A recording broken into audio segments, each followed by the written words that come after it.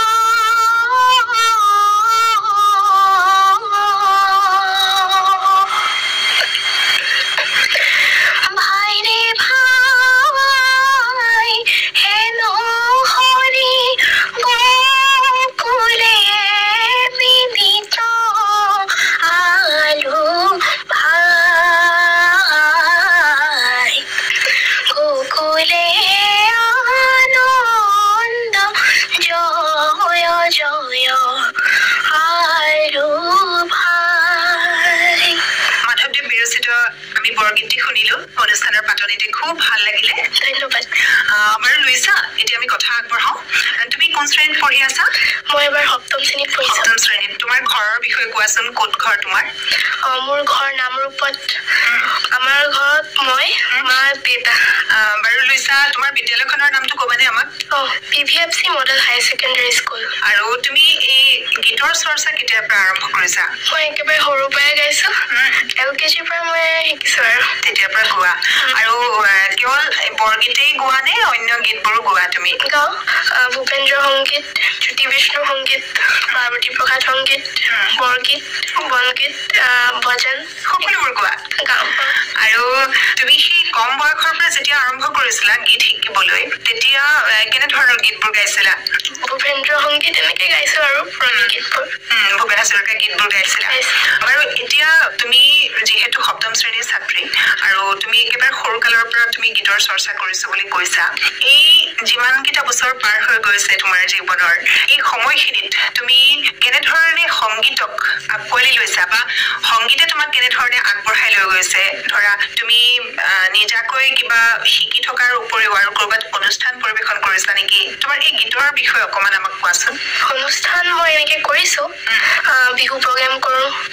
এনেকে পালি পূজাত গাইছিলো আৰু কম্পিটিশনবোৰ কৰো আৰু এইবিলাকত তুমি সফল হোৱা হৈছো বাৰু তোমাৰ প্ৰতিযোগিতাত অংশগ্ৰহণ কৰি ভাল লাগে নে এটা মঞ্চত মানে তোমাক যেতিয়া আমন্ত্ৰণ কৰা হয় বা তুমি নিজেই গীত গাবলৈ বেছি ভাল পোৱা দুইটাই ভাল লাগে আৰু সফলতা সকলোৱে বিচাৰে তুমি যেতিয়া সফল হোৱা তোমাৰ ভাল লাগে কেতিয়াবা বিফলতাও তুমি পাইছা চাগে বিফল হলে কেনেকুৱা লাগে তোমাৰ মনটো বেয়া লাগে সফলতা বিফলতা থাকেই মানুহৰ জীৱনত নহয় কিন্তু আচলতে আমি প্ৰতিটো প্ৰতিযোগিতাই হওক বা ক'ৰবাত অনুষ্ঠান এটা পৰিৱেশন কৰিবলৈ হওক তাত ভাগ লোৱাটোৱে আমাৰ কাৰণে সৌভাগ্যৰ কথা আৰু তুমিও তেনেধৰণে ভাবিবা বুলি মই ভাবিছো বাৰু লুইছা আমি আকৌ এটি গীত শুনি লওঁ নেকি বাৰু এইখিনিতে হ'ব এইবাৰ কি গাবা মই এটি ভূপেন হাজৰিকাৰ গীত গাব লৈছো নিশ্চয়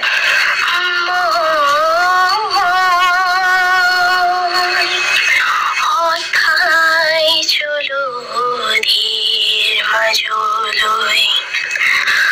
আহিলো হাতৰে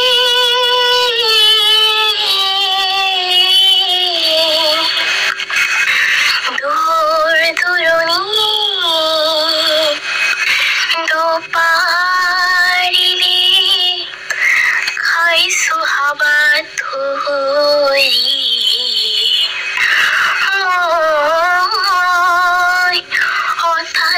জলধিৰ মাজলৈ আহিলো হাতৰে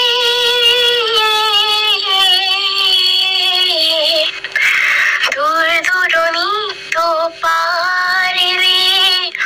খাইছো হাবাত ধৰি মই অথাই জলধিৰ মাজলৈ আহিলো হাতৰে হাতৰে খুব সুন্দৰ লুইছা আৰু মোৰ ভাল লাগিছে তুমি নিৰ্বাচন কৰা এই গীতটি সাধাৰণতে সৰু ল'ৰা ছোৱালীবোৰে নাগায় কিন্তু তুমি ইমান সুন্দৰকৈ তাত আবেগ ঢালি গাইছা খুব ভাল লাগিছে আৰু তুমি সৰুৰ পৰা গীত গাইছা তুমি ভূপেন হাজৰিকাৰ গীত একেবাৰে সৰুৰ পৰা গাইছা কিন্তু এই গীতৰ চৰ্চা ক'ৰবাত কৰিছা নেকি শিকিছা নেকি ক'ৰবাত মই শাস্ত্ৰীয় সংগীতটো স্মৃতিৰেখা কলিতা মেডামৰ ওচৰত শিকিছো কিমান বয়সৰ পৰা শিকিছা এইটো মই 1 মানৰ পৰা শিকিছো তেতিয়াৰ পৰা শিকি আছা এতিয়া তুমি কোন বয়সৰ এইবাৰ মই ভাত খাণ্ডেৰ পিখাৰত পাৰ্ট 1 দিছো আৰু সৰ্বভাৰতীয়ৰ 5th year পঞ্চম বৰ্ষৰ বাৰু লুইছা ঘৰত তোমাৰ কিবা পৰিৱেশ আছে নেকি সংগীতৰ তুমি ইমান ধুনীয়াকৈ গীত গাইছা কেৱল শিকিয়ে তুমি গাব পাৰিছানে তোমাৰ ঘৰুৱা পৰিৱেশ এটা আছে তেনেকুৱা ঘৰুৱা পৰিৱেশ মানে মাহেঁতি আৰু এনেকে চাই দিয়ে গীতবোৰ মায়ে গীত গায় নেকি গীত মানে তেনেকে নাগায় কিন্তু মানে এনে গায় আৰু এনে গায় এইখিনিতে তোমাৰ মা আৰু দেউতাৰ নামটো জানিলে আমাৰ বৰ ভাল লাগিব মোৰ মাৰ নাম কবিতা বৰগোহাঁই আৰু দেউতাৰ নাম নবুল বৰগোহাঁই আৰু তুমি গীতৰ চৰ্চা কৰিবলৈ তোমাক মা দেউতাইতো উৎসাহিত কৰিছে আৰু তোমাৰ নিজৰ হেঁপাহটো কেনেকুৱা গীতৰ প্ৰতি হেঁপাহটো আছে বাৰু ভাল লাগে আৰু গান গাই তুমি ভাল পোৱা গীত গাই আৰু কেনেধৰণৰ গীতে তোমাক বেছি আকৰ্ষণ কৰে কোনবোৰ গীত শুনি বেছি ভাল পোৱা বা নিজে গাই ভাল পোৱা পুৰণি গীতবোৰে ভাল লাগে পুৰণি গীতবোৰ ভাল লাগে ৰেডিঅ' শুনা তুমি ৰেডিঅ' শুনো শুনা আৰু সেউজীয়া অনুষ্ঠানটি শুনা নে শুনিছো কেনেকুৱা লাগে তোমাৰ ভাল লাগে বহুত ভাল আকাশবাণীলৈ অহাৰ অভিজ্ঞতাৰ বিষয়ে কোৱাচোন আজি তুমি প্ৰথম আহিছানে আগতে আহিছা কেতিয়াবা আগতে আহিছো তেতিয়া কি কৰিছিলা আহি তেতিয়া মেডামে লৈ আহে তেতিয়া মানে গ্ৰুপত গাওঁ আৰু গ্ৰুপত গোৱা এইবাৰ প্ৰথম ইণ্টাৰভিউ মানে তোমাৰ মাতটো নিজে ৰেডিঅ'ত শুনিছা আগতে শুনিছো আৰু এইবাৰ তোমাৰ সাক্ষাৎকাৰ লৈছো তোমাৰ অনুভৱ কোৱাচোন কেনেকুৱা লাগিছে বহুত ভাল লাগিছে ইয়ালৈ আহি আৰু কি কম নকম এনেকুৱা কিবা গুণা কথা কৰি আছা নেকি ভাববোৰ আহি আছে নেকি মনলৈ আহিছে বাৰু তোমাৰ স্কুলৰ বিষয়ে কোৱা তোমাৰ লগ সংগৰ বিষয়ে কোৱা তোমাৰ স্কুলখনত তোমাৰ সমনীয়াবোৰে তোমাৰ গীত শুনি কেনেকুৱা পায় বা তোমাক শিক্ষক শিক্ষয়িত্ৰীসকলে কেনেধৰণে উৎসাহিত কৰে এই কথাখিনি অকমান কোৱাচোন হয় লগৰীয়াবোৰে আৰু ভালে বুলি কয় ছাৰ বাইদেউসকলে তোমাক কেনেধৰণে উৎসাহিত কৰে তেওঁলোকেও কয় আৰু ভাল পাৰিছা বহুত ভাল হৈছে এনেকে আৰু বিদ্যালয়ত সাপ্তাহিক অনুষ্ঠানত বা বিভিন্ন ধৰণৰ অনুষ্ঠানবোৰত গীত গোৱা নে তুমি গাইছো গোৱা এতিয়া তুমি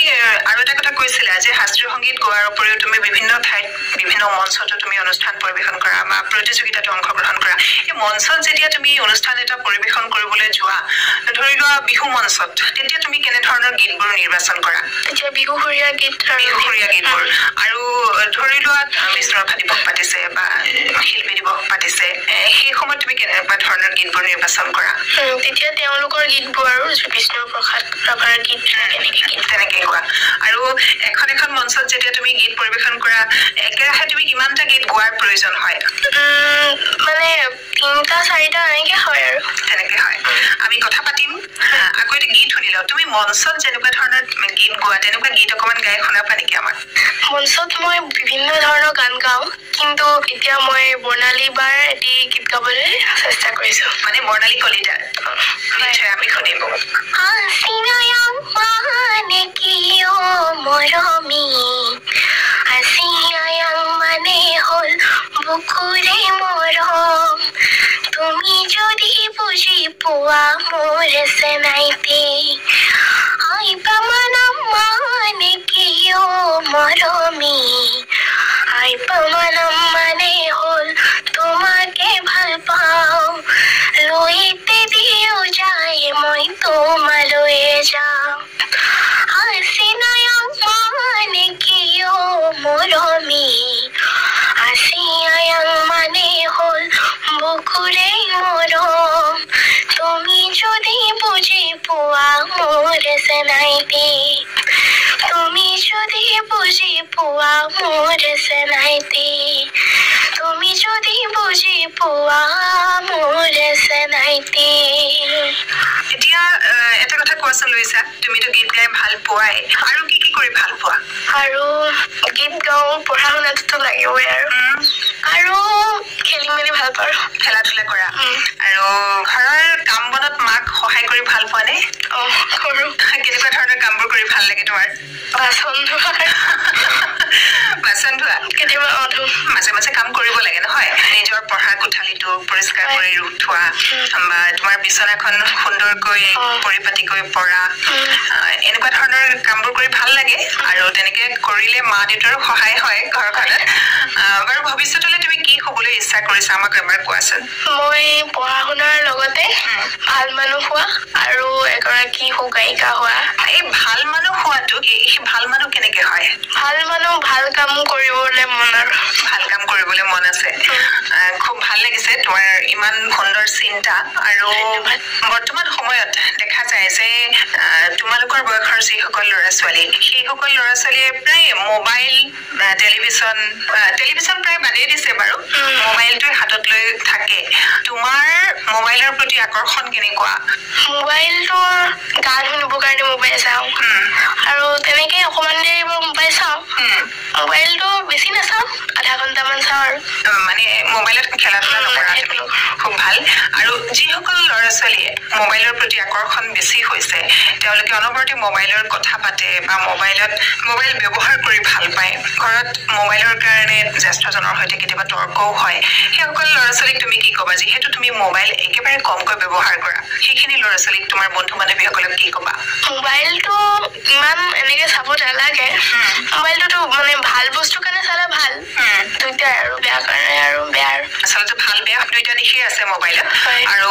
ভালটো ব্যৱহাৰ কৰিলে সকলোৰে ভাল হ'ব আৰু বেয়াটো যদি ব্যৱহাৰ কৰে তেতিয়া নিজৰো বেয়া হ'ব অপকাৰ কৰিব নহয় খুব সুন্দৰ লৈছা তুমি ইমান ধুনীয়াকৈ কৈছা কথাখিনি আমি কথা পাতিম আকৌ এটা গীত শুনিলো লোকগীত গাওঁ এবাৰ মই আজি বেউলাৰ বিয়া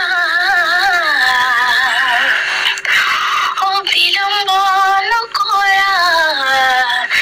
ৰৈয়া ৰে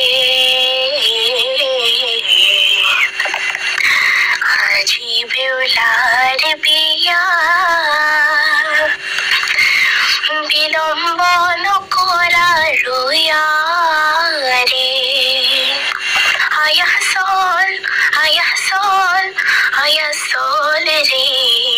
আজি বিউলাৰ বিয়া বিলম্ব নকৰা ৰুয়া ৰে আজি বিউলাৰ বিয়া বিলম্ব নকৰা ৰুয়া ৰে আয়া sol ৰে আজি বিউলাৰ বিয়া বিলম্ব নকৰা ৰুয়া ৰে আজি বিউলাৰ বিয়া বিলম্ব নকৰা ৰুয়া ৰে লুইছা ইমান ভাল লাগিছে তোমাৰ কণ্ঠত লোকগীত শুনি এতিয়া এটা কথা নহয় লুইছা তুমি কাৰ কাৰ গীত শুনি ভাল পোৱা ভূপেন হাজৰিকা দেৱৰ গীত শুনি ভাল পাওঁ লতা মংগেশকাৰ তেওঁৰ গান শুনি ভাল পাওঁ নীলাক্ষী নিয়োগ দীপ্তিনা ডেকা জুবিন গাৰ্গ তেওঁলোকৰ গীতবোৰ ভাল পোৱা আৰু কেতিয়াবা তোমাৰ এনেকুৱা মন যায়নে ইমান ধুনীয়া ধুনীয়া গীতবোৰ লিখে ইমান ধুনীয়াকৈ সুৰ দিয়ে তোমাৰ কেতিয়াবা মন যায় নেকি গীত এটি যদি পাওঁ মই বা কলি কেইটামান পালে যদি মই সুৰ দিব পাৰো বা কেতিয়াবা মোৰ এনেকুৱা ভিতৰত এনেকুৱা কথা এখিনি মোক উকমুকাই আছে মই গীত লিখিব পাৰিম নেকি এনেকুৱা ভাৱ আহে নেকি তোমাৰ লিখা বাৰু এতিয়ালৈকে মই এনেকুৱা হোৱা নাই কিন্তু সুৰ কৰিবলৈ মন যায় বাৰু সুৰ কৰিবলৈ মন যায় কেনেকুৱা ধৰণৰ গীতবোৰ তোমাৰ বেছি ভাল লাগে ধৰি লোৱা কিছুমান এতিয়া তুমি লোকগীতে গাইছা বৰগীতে গাইছা বা আধুনিক যিবিলাক গীত কোনটো গাই তুমি বেছি ভাল পোৱা ফূৰ্তি গানটো বেছি ভাল পোৱা নে আবেগখনা গানবোৰ বেছি ভাল পোৱা দুইটাই ভাল লাগে ঠিক আছে আমি কথা পাতিম গীত এটি শুনি ললে ভাল লাগিব আমাৰ এবাৰ কি শুনাবা এবাৰ মই হিন্দী গীত এটি গাওঁ নিশ্চয় কাৰ গীত লতা মংগেশকাৰ দেৱৰ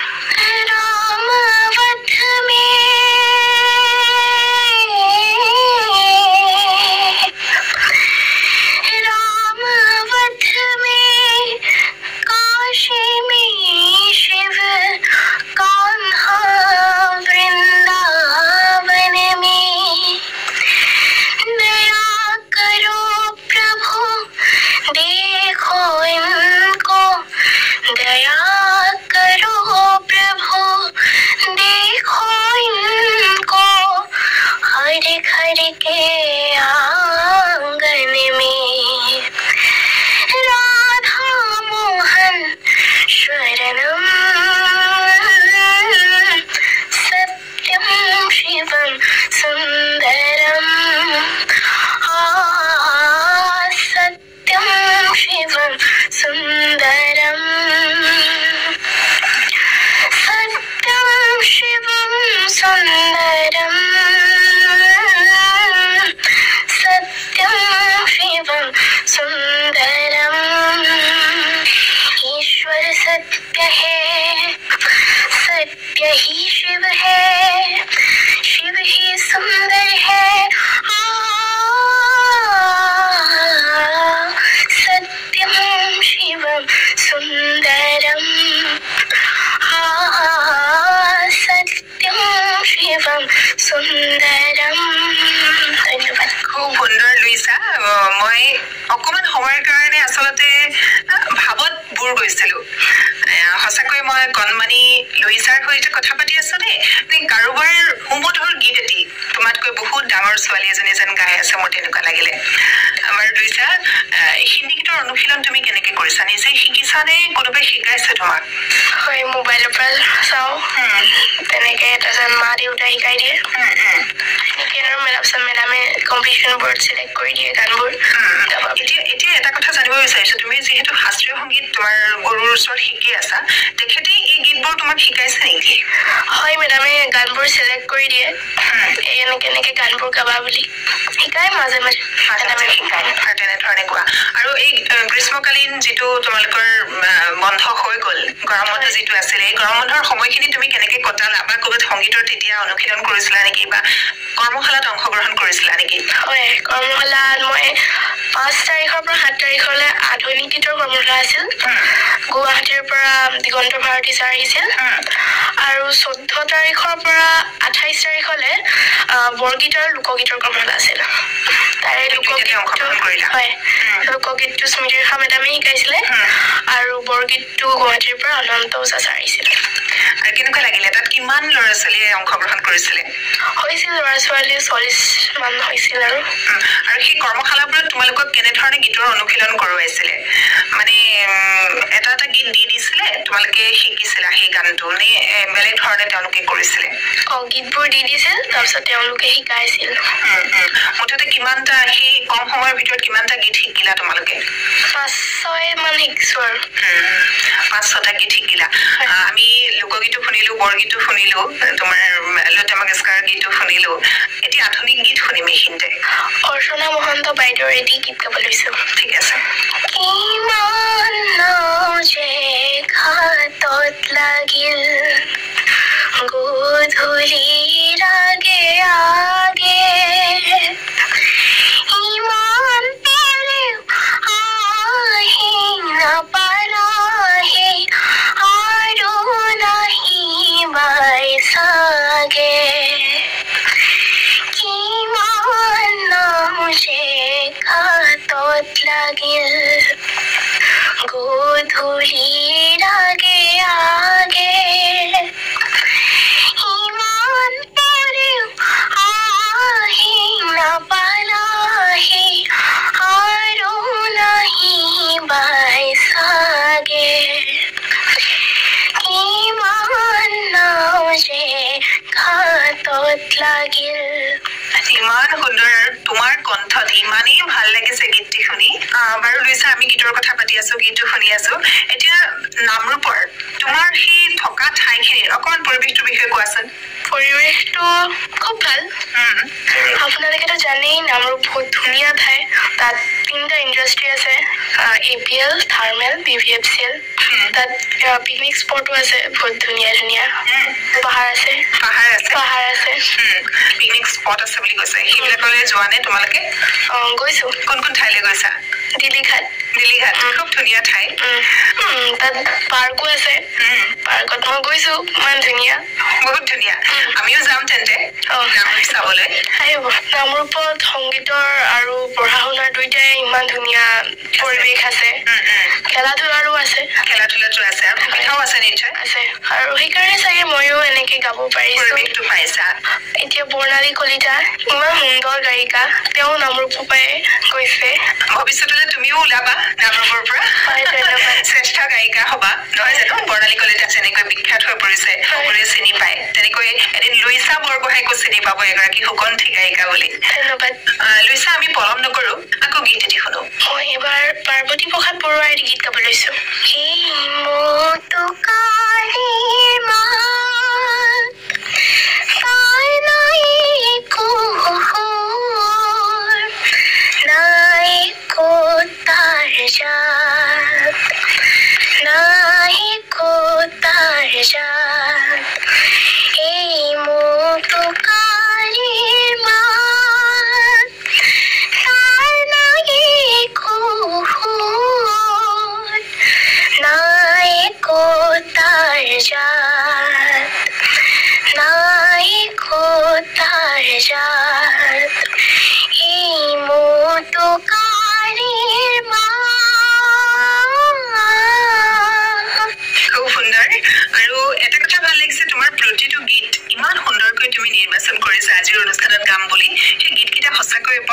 স্পৰ্শী ভাল লাগিছে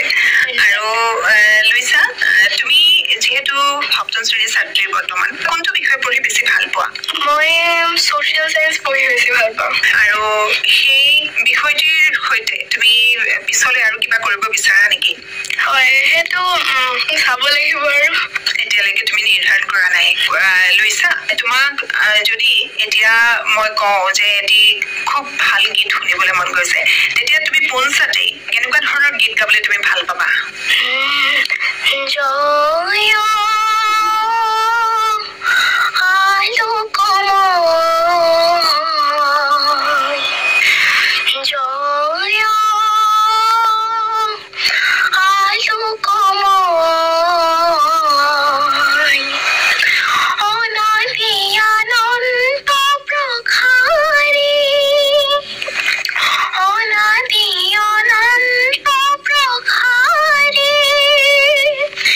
be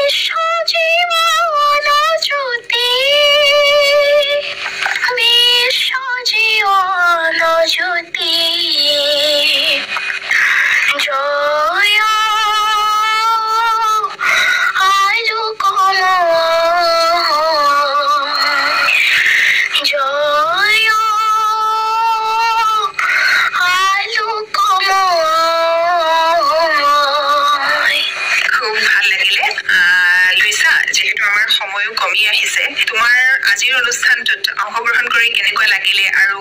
ভাইটি ভণ্টিহঁতে তোমাৰ অনুষ্ঠান শুনি আছে তোমাৰ বন্ধু বান্ধৱীসকলে অনুষ্ঠান শুনি আছে সেই বন্ধু বান্ধৱীসকলক তুমি কি ক'বা মোৰ ইয়ালৈ আহি খুব ভাল লাগিল ইমান ধুনীয়াকৈ আপুনি সুধিছে কথাবোৰ তুমিও ধুনীয়াকৈ কৈছা ধন্যবাদ ভাল লাগিল আৰু ভাইটি ভণ্টিসকল আৰু কি ক'ম তেওঁলোকে শুনি থকাৰ বাবে অশেষ ধন্যবাদ জনাইছো মই মোৰ লগৰবোৰক কওঁ যে এনেই মোবাইল চোৱাতকৈ পঢ়া শুনাটোতো লাগিবই লগতে গান নাচ এইবোৰ সাংস্কৃতিক মানে এইবোৰ লাইনত যদি তোমালোকে যোৱা তেতিয়া ভাল হ'ব এনেই মোবাইল চোৱাতকৈ আৰু খেলা ধূলাও কৰিব লাগে নহয় এতিয়া অলিম্পিক হৈ আছে আৰু ইমান সুন্দৰকৈ খেলুৱৈসকলে তাত পাৰদৰ্শিতা দেখুৱাইছে গতিকে খেলো এটা সুন্দৰ পথ হ'ব পাৰে প্ৰত্যেকজন ছাত্ৰ ছাত্ৰীৰ বাবে আৰু সংগীতো হ'ব পাৰে তেনেকৈ নৃত্যও হ'ব পাৰে যাৰ যিটো ৰাপ আছে সেই দিশে আগবাঢ়িব লাগে লুইছা তোমাৰ চিন্তাক মই বহুত বহুত শুভেচ্ছা জনাইছো ইমান সুন্দৰকৈ তুমি কথাখিনি কৈছা ইমান ধুনীয়া চিন্তা তুমি ব্যক্ত কৰিছা যে সময় অভাৱতে আমি নষ্ট কৰিব নালাগে যিহেতু মোবাইলত কিছু সময় পাৰ কৰিলে সেইখিনি সময় যদি আমি সৎ কামত ব্যৱহাৰ কৰিব পাৰো মই অৱশ্যে সেইসকল ছাত্ৰ ছাত্ৰীৰ কথা কোৱা নাই যিসকলে মোবাইলত তেওঁলোকৰ পঢ়াৰ কথা বিচাৰি আছে তেওঁলোকৰ সেই কথা কোৱা নাই কিন্তু অভাৱতে যিখিনি সময় নষ্ট কৰিছে সেই সময়খিনি তেনেকৈ নপঠাই আমি যদি ভাল কামত ব্যৱহাৰ কৰো নিজৰ প্ৰতিভাক যদি আমি বিকশিত কৰিব পাৰো তেন্তে আমাৰ বহুত ভাল হ'ব আৰু লুইছা তোমাৰ সৈতে কথা পাতি ইমান ভাল লাগিলে আৰু অনাগত সময়ত আমি তোমাৰ গীত আকৌ শুনিম আকৌ কথা পাতিম যিহেতু তুমি সপ্তম শ্ৰেণীৰ ছাত্ৰী তোমাৰ হাতত আৰু বহু সময় আছে সুন্দৰ সুন্দৰ গীত অনুশীলন কৰিবা আৰু আশা ৰাখিছো তুমি খুব সুন্দৰ গায়িকা হোৱা আৰু তুমি যি হেঁপাহ কৰিছা যেনেধৰণে তোমাৰ জীৱনটো সজাব বিচাৰিছা সেই ধৰণে তুমি আগবাঢ়ি যোৱা ভগৱানে তোমাক মংগল কৰক তাকে কামনা কৰিছো এইবাৰ মই ৰাভাদেৱৰ এটি গীতেৰে সামৰণি কৰিব লৈছো নিশ্চয় ফুল কৰি ৰক্সমি লৈ পলাই ভোমৰা